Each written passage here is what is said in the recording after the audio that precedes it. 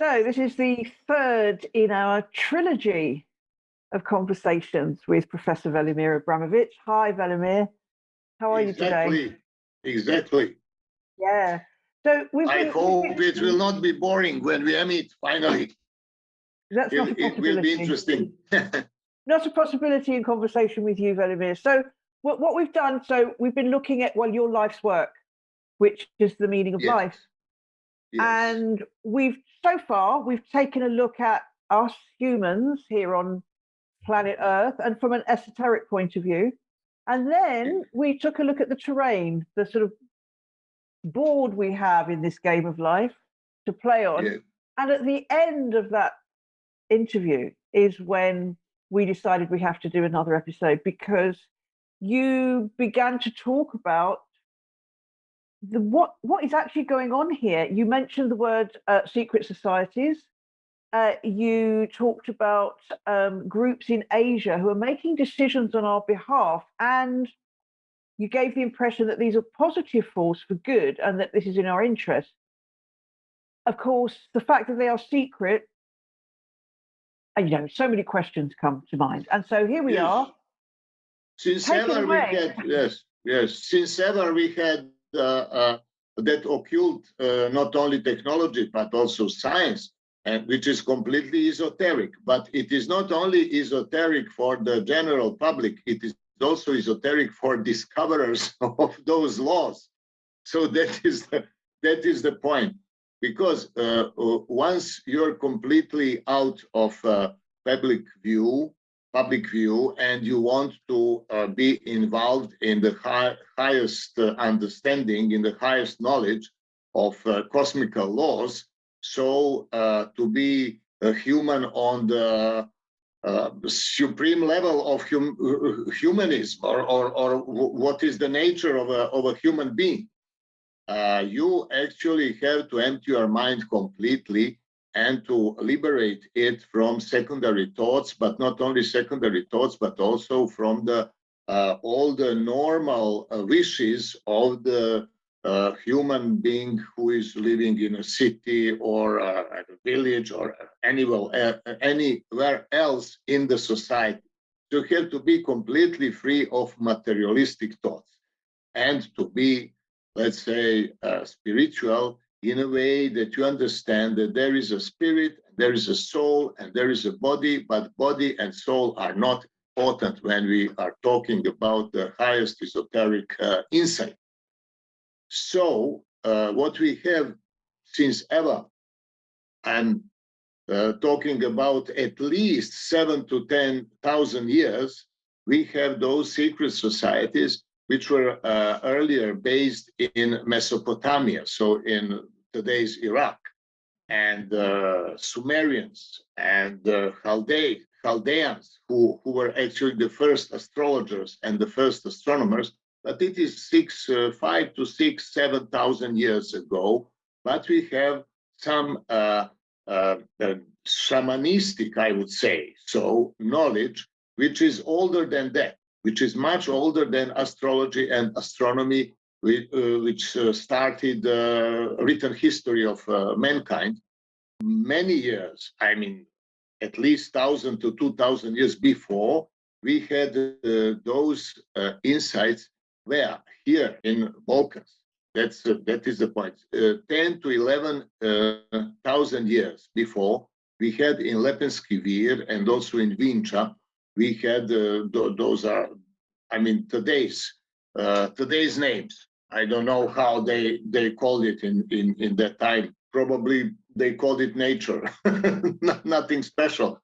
And there we have not only villages, but also what we call urbanistic plans and the beginning of the sacred mathematics. So those in Lepenski Vir, which is at the bank of the Danube, those villages were very, I would say, mathematically advanced in a way that they were building houses which were according to the golden section, and when you make a cross in that house, so round houses, and when you make a cross in that circle, which is actually the let's say the floor of the house, you make a circle, and that circle, from that circle, you can deflect for a certain certain number. And there were beings which were looking like fishes, which later, much later, I mean 10,000 later, were taken in a Christianity. So the fish is the symbol of Christianity. And that all started in that Danube civilization, I would say, Lepenski vortex. Vir in Serbian means vortex, and there are vortices in a Danube, of course, which is becoming very wide in that area. And there you have those beings which were actually symbolic made of stone, symbolic sculptures, and those sculptures are from the center of the house, which is the center of the cross also. And those sculptures were a little bit moved, so that in the point where they were placed is exactly the distance of a golden section, which means that those beings were very much into natural way of thinking. So they actually were reflecting the natural matrix. And that natural matrix is not conscious mathematics. So it is subconscious mathematics which build ourselves as well as the world itself. So they started that civilization 11,000 years or before the Christ, or at least 6,000 years before the Sumerians and Chaldeans in Mesopotamia, where are the Tigris and Euphrates, I mean those rivers there, which in today's Iraq, where Babylon finally was built. And that line of civilization of the secrecy and the occult understanding or occult involvement into the natural level of understanding. And that is something which was hiding that civilization. I mean, that was the line. So that line starts from Danube, comes to the Euphrates and Mesopotamia, actually Euphrates and the Tigris. Why?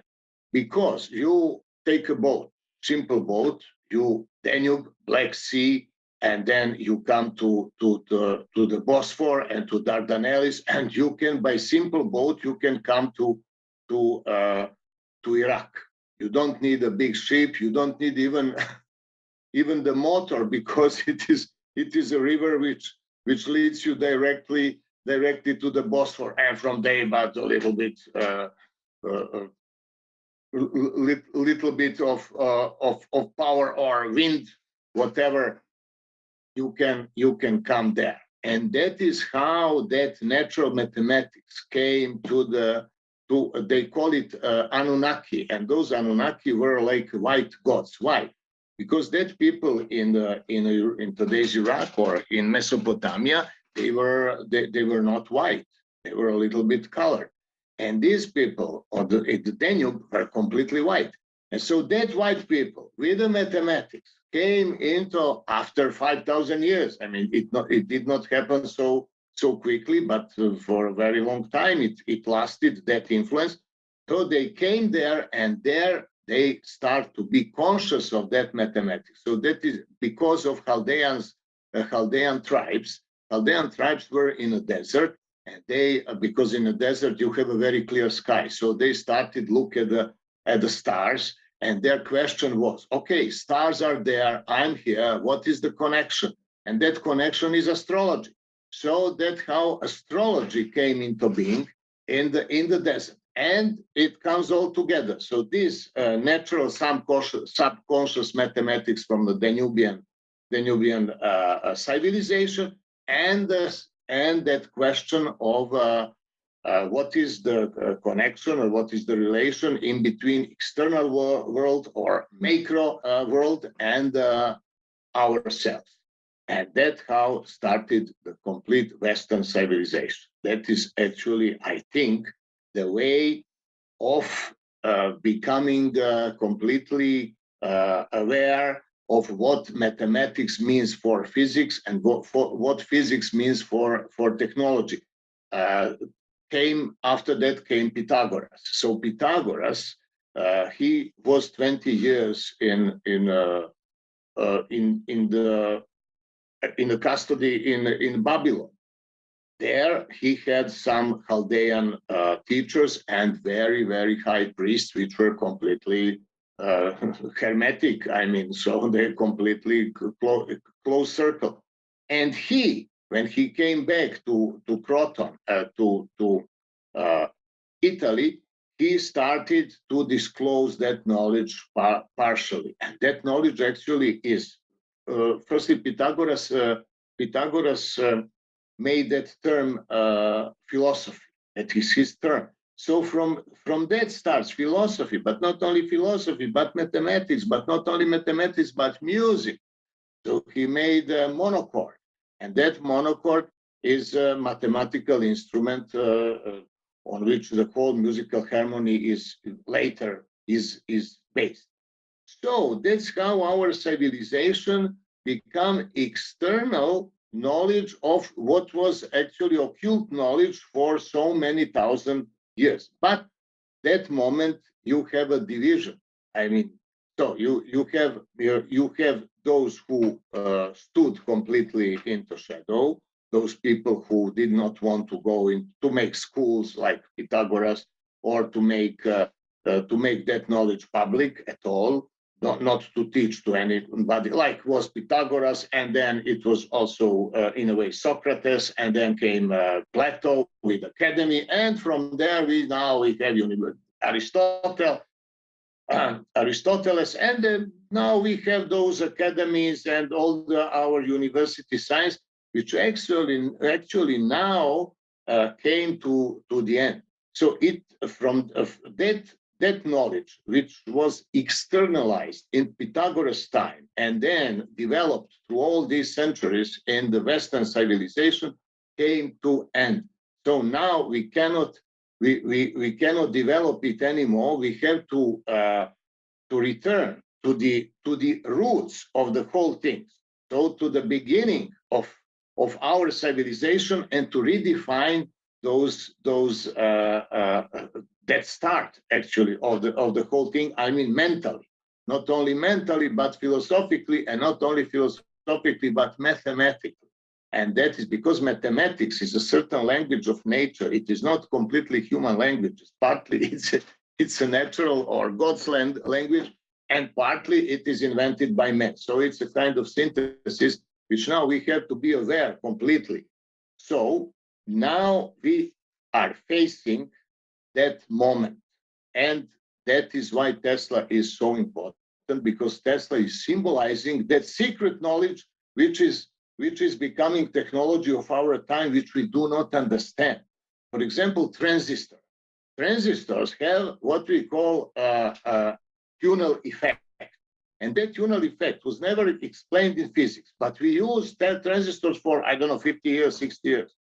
That is how it is going. Also, LED diodes also have that tunnel effect. So that's why, for example, 4 watts of a lamp can give you luminosity of 100 watts. You know what I'm speaking about? We have technology, we don't understand how it is working, because technology was developing all the time, but without development of science. So science is what we called science 100 or 150 years ago, but technology is not. How it happened? Because there are some secret societies who are aware of completely new mental root of the science, or new mental presuppositions of what we have to be aware to make a logical progression or mathematics or whatever conscious it is of that knowledge. So now we have a secret science and externalized technology, which is actually not understandable at this moment. So that is why I'm talking about that circle. And that circle, it is not governing politically or militarily, partly militarily, but because military is above in any country, military is out of law. I mean, it is above the parliament or a political structures. Why? Because it must be very secret. And everybody say, yes, it is so. Of course, we have to have military secrets. But what are those military secrets? Those military secrets are actually scientific discoveries. That is the core of any military secret in any country. So if you have knowledge, you have power. Everybody knows that. But the thing is that something which is deeper than any military structure or any secret institute of America, Russia, England, France, even Germany have some have some freedom in scientific research. Okay, so we have that moment that we actually have to obey some instructions which are coming not directly from man to man. So it is not like, I don't know, came a dictator and said, you have to do that or that. No, that closed circle, which is very, very deep and has no connections with binormal communication, which means that I speaking one to each other like we are speaking now. No, they are just by their mental power. They are just emitting certain ideas very clearly. And that is how those ideas are coming into power over ionosphere, which is actually the brain of humanity. So what we have in ionosphere, we have as an information. So we are downloading actually informations from ionosphere. I mean, that what was Tesla discovered first, and then it was confirmed so many times. So that's how they're doing. So they emit the ideas in the ionosphere, and from the ionosphere, those are receiving or downloading those ideas who have that certain degree of freedom that can receive it. That is like a simple radio. So you have had thousands of emitting stations, but what you can receive is only what you can receive on your radio. So it depends on receiving frequencies. Cosmos is emitting everything, but we are receiving only part of it. And that's what is happening exactly with the humanity and with that occult circle, which is emitting those ideas. At this moment, ideas which are emitting are unification of the planetary society. So states are obsolete way of organization of humans at this moment. So they are very slow, and they are actually blocking the development of humanity. Why? Because they take too many resources and power, human energy and human lifetime. So it must be liquidated, and that is exactly what pandemia is doing. This current pandemia is showing that states are obeying somebody or something which is absolutely in the dark. So we don't know. You see what for example, our people are accustomed for or used for to accept. For example, you have certain disease, now you have remedy, but nobody knows what are in that bottles, what is the content in that bottles. So you are receiving remedy which is absolutely out of knowledge. I mean, for not for the general people, but the general public, but for specialists. Not a single doctor, I mean, on the world who is giving that vaccine is not allowed to open that bottle to see what he is giving to the people. That is one thing, and there is no abduction. So you don't know if somebody is died or not from that disease you gave vaccine. It never happened in history, and it is going worldwide. What does it show? It is show that there is a world government which is governing, absolutely with the sovereignty. Without any obstacle, I would say, and that the states are off, and the whole political class are also completely off.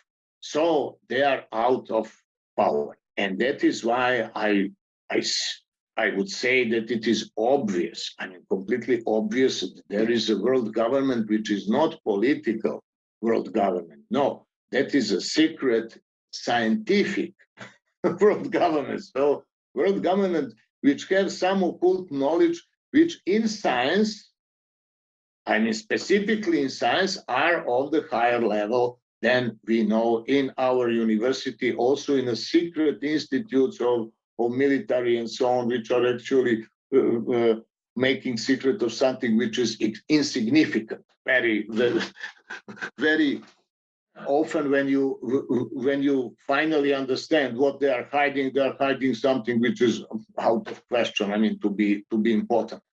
So that is the thing. And now we are having the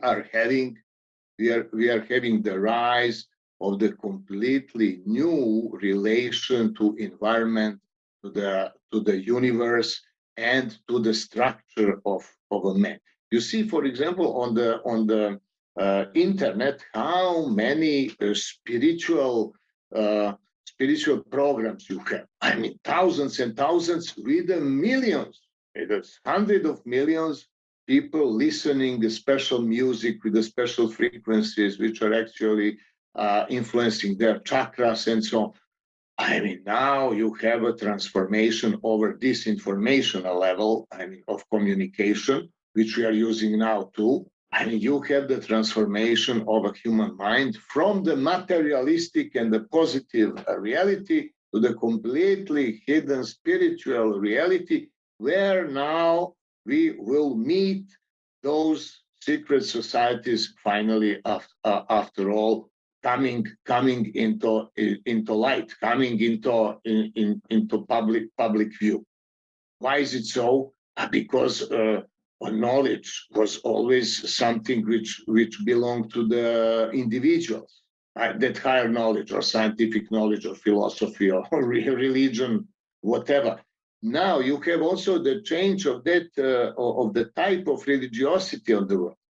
Now we have scientific type of religiosity, which is coming through astrophysics, for example. They are working on cosmogony questions. So how this world came into being, Big Bang theory, strings theory, tralala, okay. But they are focusing that problem, and that is the most important, that problem of God. So through the scientific research, we also come to the question of how this world came into being. And that question is the religious question. It is not a scientific question up to now, but now you have the synthesis of science and religion because of development of science itself. And finally, we will have united a world without states, no states. So a kind of a new society which will be led by enlightened, but in scientific and religious way, beings which are inherited the knowledge of previous times, but now you can emit that knowledge all over the world because of internet. That is completely new moment. In the history of civilization, where actually people are trying to understand and firstly have that idea at all that actually somebody who has higher knowledge and by cosmic laws is governing the humanity, and that is not a question of political or political, military, or even economic organization, but of the level of ideas. Because when you have one idea that is like mathematics. It does not need any support of energy or a kind of a marketing. You have the idea, and that idea is unbreakable law for itself, which is absolutely governing the material level of existence. And those laws are recognized in physics, in chemistry, in mathematics, in logics, also in epistemology. So we have those spiritual science already developed to the level where we have to understand that behind the material world, there is metaphysical world, which is absolutely governing the material world. But what we want to know is who made it. And that is the moment of religious, religious moment and the question about the God. And now we have to go by scientific approach to the question of creator of the world. We have actually to go over existing religions, over Islam, over Christianity, over all the religions, because those have, or let's say they are very much incrustated by mythology. We have mythology, we have very much in all the religious conception of creation of the world, and also not only mythology but also what we call fairy tales. So I mean that is the moment when we have to liberate ourselves of that and to understand that there is a cosmical mind and there is a human mind. They are in a very close relations. So now we are going to change the whole world the type of religiosity is changing towards a scientific way of researching of creator in the way that we are synthesizing religion and science. And that is exactly what theosophists in 19th century were predicting. And they are aiming to realize that. So now we are living a kind of theosophical time. And who proves that? Elon Musk, who comes from the theosophical circle from South Africa, and he firstly was theosophist there, but all of a sudden he became the richest man of the world. How he made that money, nobody knows. How is that possible? So you have just a marketing over internet that somebody is the richest, and everybody say yes, that is so. So that is the power of information.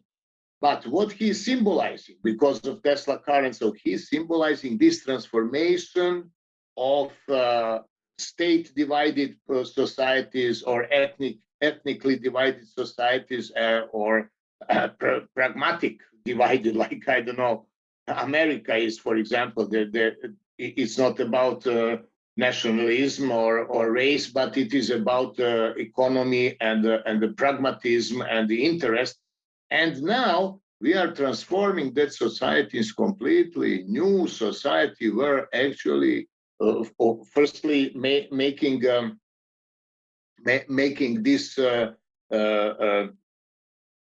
informational level of unification, and then we come to the other level of unification, and that is the mind unification. So we have to understand that actually mathematics is everywhere the same, like a mobile phone. Mobile phone is the same in China or in Colombia, and that is the same with mathematical laws, with the physical laws. Now we have to become aware of scientific approach to the universe and to ourselves. And also, I would say that human mind is too modest, it is too limited to understand creator itself, and also the moment of creation and the reason of the creation of the world. I think that is the limit of human understanding, our philosophy, our science, our religion. What is the most important is that in spite of that limitation, we have mind, which is given by creator.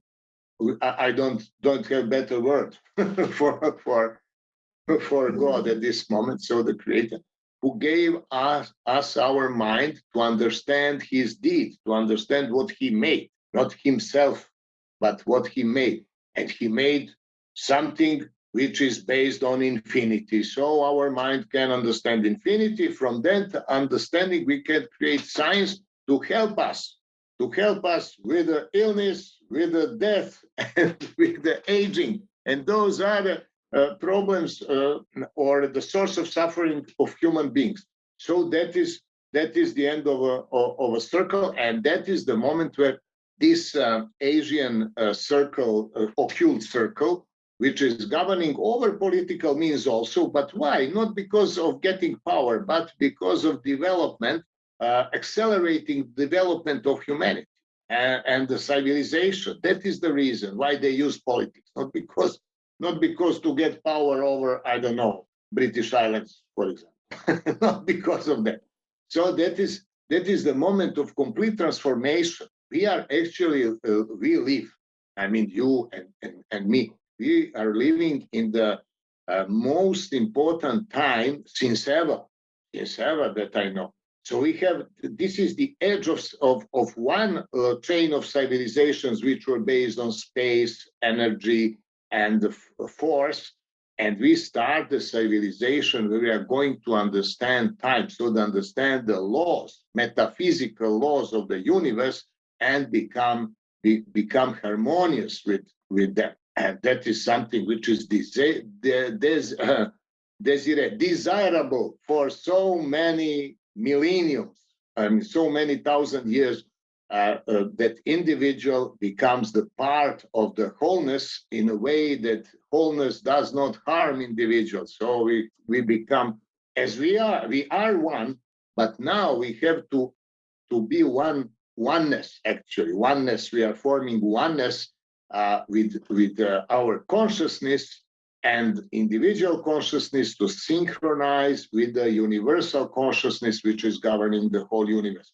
And it was not so until now, because our individual consciousness was very much, let's say, very much blocked with our desire and the human desire to make a pile of material goods or to have power over the other man. But now that is not necessary anymore. Now we will make a kind of artificial intelligence slavery. So I mean, the robots, they will work 24 hours. They will take energy from the environment. It is not necessary to feed them, and we will not have emotional relation to the machines. That's now completely new kind of technological communism, which is at the edge of realization. Once we take these military funds and transfer it to the artificial intelligence, that will be, I think it is very close moment. That will be that will be the fantastic boost of development, mutation in the mind, but also in the material way of living. It is not necessary that we kill anybody. I mean, the universe is enormous, so that is so. If we, I mean, not to take, for example, part of the population of humanity to the other planet, to Mars, to Moon, to wherever. No, it is not necessary. It is just enough to understand what time is. So we just make a time shift or change the time coordination of the part of the population of the world, making them a parallel world with so good conditions that nobody would say no. They say, oh, that is fantastic, and we can intersect those worlds, and we have the constant communication. But it's all higher knowledge, which that occult circle is aiming to transfer to humanity. I mean, and that is the moment of destruction in a way. When you have some new discovery, or you are talented, or you are genius, you have to break old system, and that is the problem.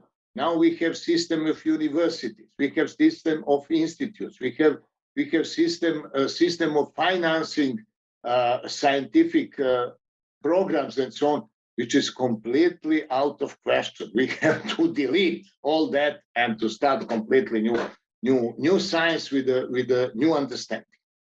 So I have a question. Hmm? Are you saying, you seem to be saying that transhumanism is a good thing and it's in our interest and we shouldn't be afraid of it? Is that what Yes. you're saying? Yes, but we have to govern that transhumanistic line of development. We have to govern it by ethical laws. So it's up to us. It's not up to robots to be good, but to those people who are making robots. So that's simple like that. So we have firstly to get that higher knowledge to understand that wars are, solving nothing. Absolutely. So that actually only the knowledge is in question, and then to make those programs which are harmonious with what we need in relation with the environment. And that is up to humans. So this knowledge and this technology has the potential to liberate us, and it also has the potential to enslave us. So let's take a look at that. What do you think is going to happen now then? What do you think is, let's see, what are the greatest threats to our, our freedom, our liberation, our well-being, our development? And what are the greatest opportunities? I would say that is like always, good against evil. It's always like that. So let's say we who want something which is good, we have to go over those who are evil, and with the help of God, we will do that. The other line of development, other line of happening is self-destruction of the civilization. Because if those who are evil, let's say, okay, they are transhumanistic orientation, and they now want to have those robots who will, enslave the whole humanity and so on. But the point is that humanity is not artificial product. Humanity is made by the universe and by creator of the universe. So they, with their black magic intentions and with the knowledge of power, which they want to use to enslave us, and that is not enough. Above that, there is something which is let's say, which is break that plan and make it impossible. And that happened already in a human history on the smaller level. Let's say Genghis Khan, let's say Napoleon, let's say Hitler, let's say so many dictators, Stalin, whoever. So that is not possible. What they want, those black magical guys in a transhumanistic, let's say, conspiracy. It's transhumanistic conspiracy of evil people who have a higher technological level but want to use them to enslave the other people. So that is not the enough level of knowledge to do that, to actually to realize that. So they will try. They are trying already, but that is not possible to realize. No. They will absolutely fail. It must fail, because goodness comes from infinity, and the evil comes from what is finite. So intelligence and parts, and that intelligence is make combinations of that parts, and that is what I call evil. So evil is relative.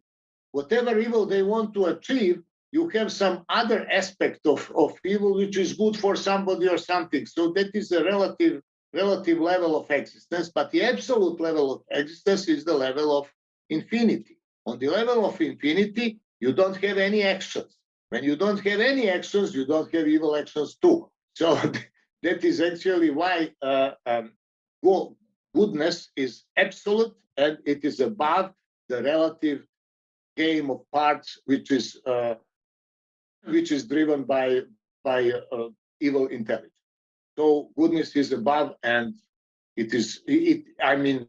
temporarily they can prevail somewhere and for some reason and so on, but not for a long time. Finally, goodness will prevail. That sounds great.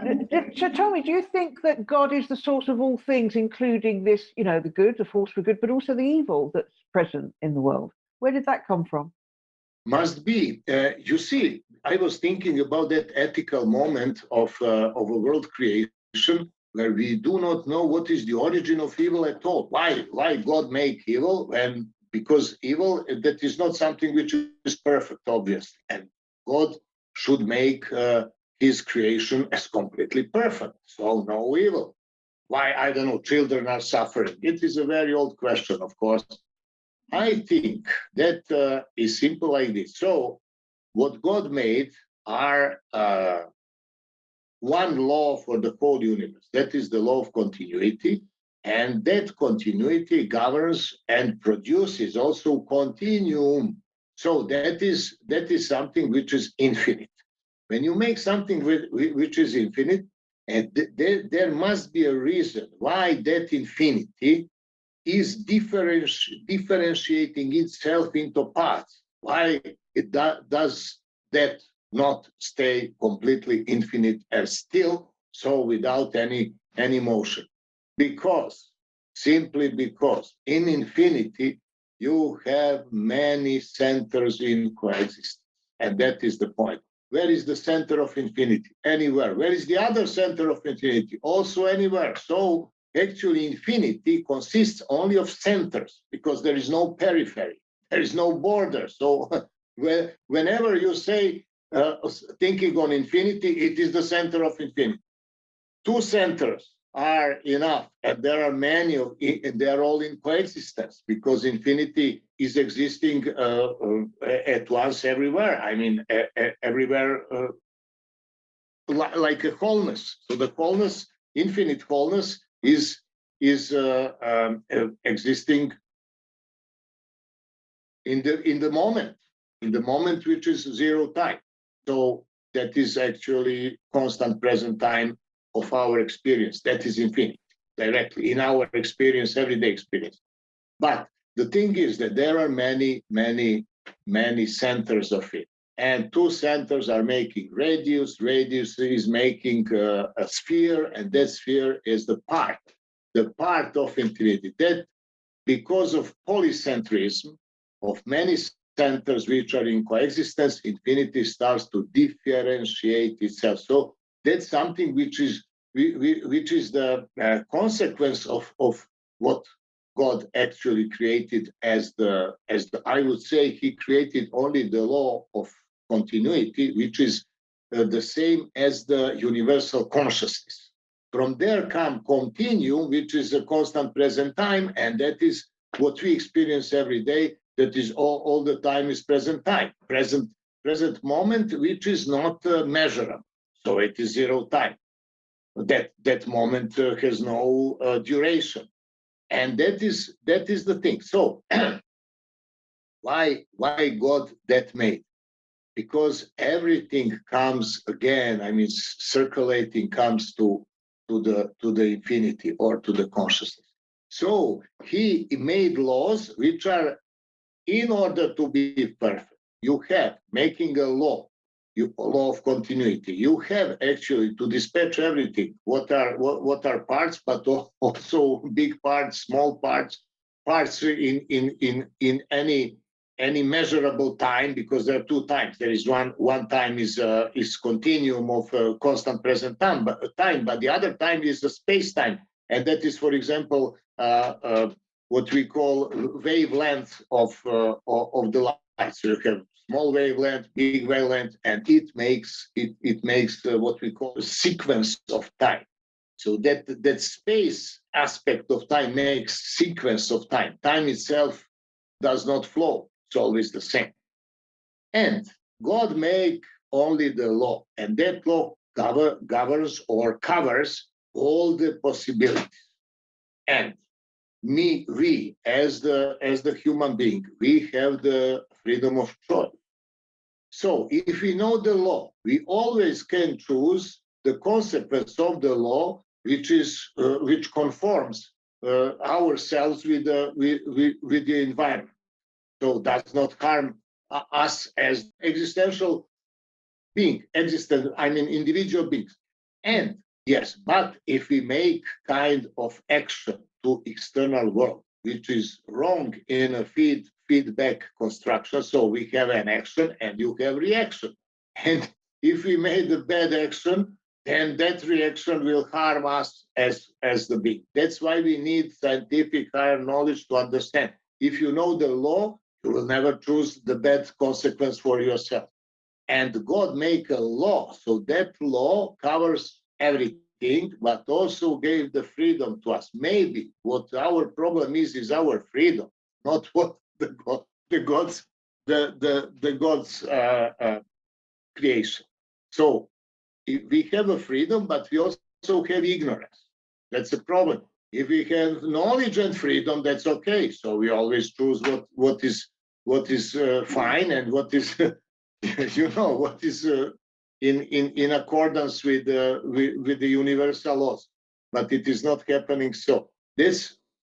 But on the other hand, people like freedom. I want to be free. I want to be. There are two, let's say, two kinds of freedom. One freedom is negative. I want to be free of this, of that, of the work, of poverty, of a dictator, whatever. So that's a negative aspect of freedom. But there is a positive aspect of freedom where where I actually restrain from choosing anything. So before the choice, I'm free. When I make a choice, I start not to be free because there I start to determine myself with any kind of choice. So we have that universal consciousness, which is before making choices, and that is the freedom which God guarantees. But the freedom of us as a being, there is no guarantee actually that it is good for us to be individually free, because we can by that freedom choose completely wrong action and get a wrong answer from the universe and make something bad to ourselves, which is not good for us. So what we need is not a freedom. What we need is a higher knowledge to understand laws, so that our freedom could be governed with that understanding. Otherwise, we are making wrong choices, and which we are doing all the time in history. I mean, as a humanity and also individual. So I think you're talking about the consequences is karma, right? What some people might call karma. You know, you do something, it's the wrong choice due to your ignorance, and you get the fallout. Exactly. Yes, absolutely. In India, yes, in India, I mean, in Vedas and Upanishads, they know that exactly it is. I mean, karma, what is karma? Karma is a mathematical law of equality. So if you have too much from the left side, it will become equal with the right side. So that is karma. So that is equalizing our bad or good deeds from dharma. So every day we are making dharma and accumulating something which karma then, let's say, may make equalize. So rather than making choices based on, because we are ignorant from this hypothesis, from you through your lens, that the way forward, the way of being, is to just be and allow what wants to happen without making choices. Is that what you're saying? Yes, it's better to make no choices. How do you do that? How do you exist in that state in this world? You know what? I mean, we are automatic beings. I mean, automats of cosmical forces. Anyway, we don't know how our bodies function. For example, how blood is working, how our heart is working, why, how it is happening at all. So what we have, I mean, really, is a very, very small window of consciousness, I would say, and in 1 second, our brain is processing only 16 bits of information. It is almost nothing. It is so low processing. So by consciousness, we would not be able to maintain ourselves alive, because we do not control, I mean, what is happening with us. So we are automats anyway. But now we are trying, by scientific knowledge, what else? We are trying to understand how we are functioning. That's what is working. I mean, medicine, biology, generally theoretical biology, has no answer on what life is. Ask any biologist what is life, doesn't know. Huh. But what they were doing all the time, we are paying them what they are doing. That's how, I mean, can be also, I mean, make that question. And that is the point. Also genetics. Genetics now is on the level of atom. And that is not medicine anymore. I mean, it's not biology anymore, because on the level of atoms, the word life means nothing, absolutely nothing. On the molecules, yes, but on the atoms, what is you don't have atomic form of life which is scientifically recognized as that. That's why we have to widen our views on the universe generally.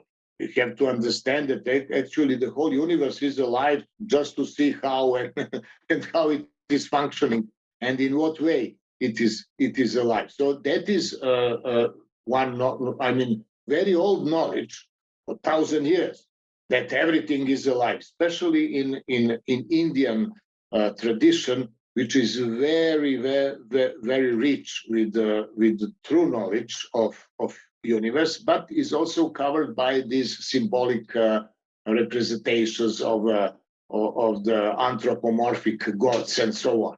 But the thing is that now, through the Teslian way of thinking, now we are actually make a great jump, great step forward into understanding of the universe by understanding time, I would say. So without understanding time, we cannot, in scientific way, make any step further. We will going all the circulating in the knowledge we already have. So we need the hypothesis of time, and that is so obvious. It is absolutely obvious that this constant present time is all the time. But where is the theory from that? Only my theory. I'm trying to make those consequences. If that is so, that we have continuum, which is given by continuity law and so on, what are the consequences for the space, for mass, for energy, for life, for all these great questions which are pending all the time, I mean, for 1,000 years. So we've got about 5 minutes. What are you most excited about as you look ahead? You've told me, you said it at the beginning, you're optimistic. You know, you're optimistic. Very much. What are you most excited about as we look ahead over the next 2 to 5 years? I would say that maybe 1 year will not pass from this moment, and we will present, I mean, not only me, but me too. I mean, we will present completely new understanding, not only of time, but also of energy. So energy is a time-space formation, but we don't know also what space is. People think, I mean, have that impression that understand space. That is not so. You have 114 or 115 theories of space. Which one is truthful? I mean, which one is right? Over 100 years. And for time, we almost have nothing. I mean, in the history of mankind, we have, I don't know, I think that I mean, about the time subject and what time is, maybe is written, I mean, to be sensible, maybe 50 pages, maybe less, nothing. And you can, in 2 hours, you can read everything, whatever was published in the history of mankind about the time. That is something almost unbelievable, but that is so. And time is the essence of everything. If we know how time is functioning, everything else is the consequence, and that is a free energy concept. free energy is pumping time from what we call past or future and use it in the present moment so that it can circulating that energy content. So we are not making energy, we are just putting the energy to circulate over time and use it. That's simple like that. So now we are at the edge of changing a scientific paradigm from space energy and mass into time. So paradigm of a new science and a new humanity will be time, and the understanding of time will empower us with enormous possibilities. Wow, it's just been so fascinating looking at the world through your lens, Velimir. And Working for 30 years and also in connection with the world government in Asia. yeah, In Asia, they know a lot, but they also need many people to transfer that knowledge in a way that that the others accept it. That's how it will make that change into a good way. I mean, otherwise, you will have a clash. yeah. And is that what you feel is happening now? Have you seen that begin to happen? It is happening exactly now. But I mean, it is completely apparent that this action of the world governments, where that government want to show the existence of it, so that they want to say to everybody on the world, we exist, is this pandemic discipline of the old states, which don't know what they're doing actually and why. The word world government to a lot of people has very negative connotations, but you seem to be saying that they are not a negative force. Or are you saying that there is a world government that is the negative force that is basically on the side of what we would call evil, but then there is this other shadow government or these secret societies which are making sure that the balance remains on the side of the problem is that people don't want to change anything because it's emotional risk. I want to stay everything like it is. I mean, that like parents say to children, you will be if I'm engineer, you will be engineer. If I have a company, you will now inherit that company and be also the director of a company. That is a kind of traditional approach, which is always so. For example, in the history of Europe, for example, who are those who were persecuted or burned? Scientists. I mean, Galileo Galilei, he was, I mean, for almost burned. And who helped, on the other hand, who helped to people to live a little bit better? Only science and scientific discoveries, not a religious person. Religious persons are talking and promising and so on, and you have to obey, but that's the end. And what scientists are doing, I make you the apparatus which you can use. Now you can wash your clothes, and instead of washing clothes on the river like it was 100 years ago, now you can read a book. That is the moment of how spirituality comes over technology, over science helping people into operation. And now it is, the moment. Now it's a critical moment of that. Yeah. So the attempt to hijack everything was real, but failed, and the future is bright. Is that what you're telling us, Velimir? Absolutely. But people have to change consciousness. That's all. I mean, what does it mean? I am against the machines. I am against the world government because they are evil. I don't know them, but I know they are evil. How I know they are evil if I don't know them? I mean, first of all, and what are on the other hand, the problem is if you want to change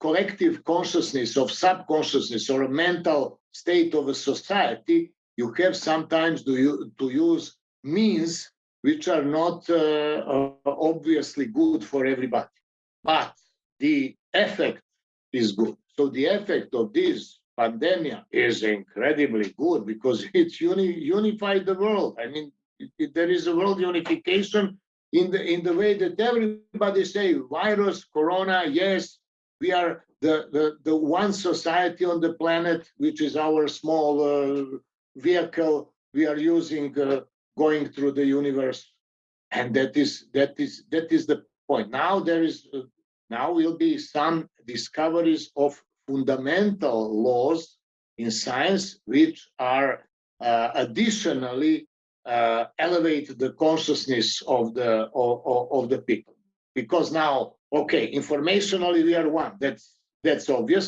but now scientifically, which means that professors and academics and the others have a little bit to step backward and to say, okay, we have a new science, and that's something which is world government preparing now. That will be the next step. Velimir, thank you so much. I know you have to run. You've got to travel. Thanks so much. It's been wonderful talking to you. Thank you. Your energy, your alternative view on the world. I hope it just provokes some thoughts, some critical thinking about our thinking. That's what we need, right? Against David Icke, who was speaking about reptiles. I mean, come on. I mean, those fairy tales from ancient times. Now again, no, it is not like that.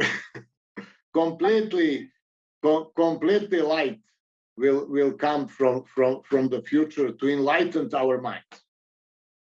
Wonderful. Thank you so much. Bon voyage. Thank you. Thank you. It's been a pleasure. Bye for now.